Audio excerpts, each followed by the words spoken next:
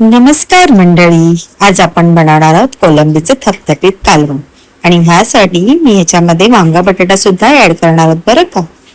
So बघा, इथे मी कापून घेतलेला आहे कांदा, कोलंबी सोलून घेतलेली आहे, आलं लसूण कोथिंबीरचं वाटप घेतलेलं आहे, वांग घेतलं आणि बारीक कापे बटाट्याचे केलेले आहेत. आता कांदा आपण पुन्हा लाल होईपर्यंत चांगलं थोडंसं शिजवून घेऊया.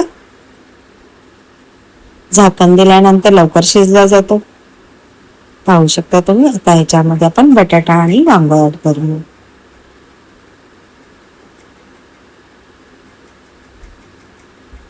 हे सुद्धा वाफेवर शिजवून घेऊया.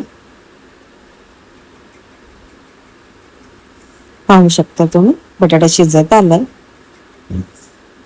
आता आपण टॅमॅटो पेस्ट, आलं लसूण कोथिंबीरचं जे वाटप केलं ते, कोलंबी, हळद, मसाले जे आपण घरगुती बनवतो तेच,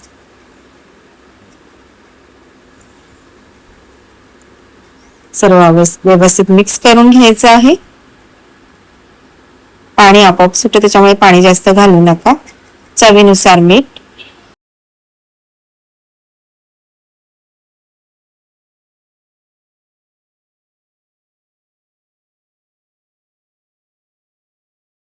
अशा प्रकारे तयार झालेलं आहे आपलं कोलंबीचं वांगा आणि बटाटा घालून थपथपीत कालवण.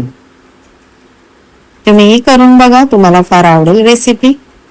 तुम्ही भाताबरोबर चपाती बरोबर खाऊ शकता. खूप टेस्टी झालेली आहे.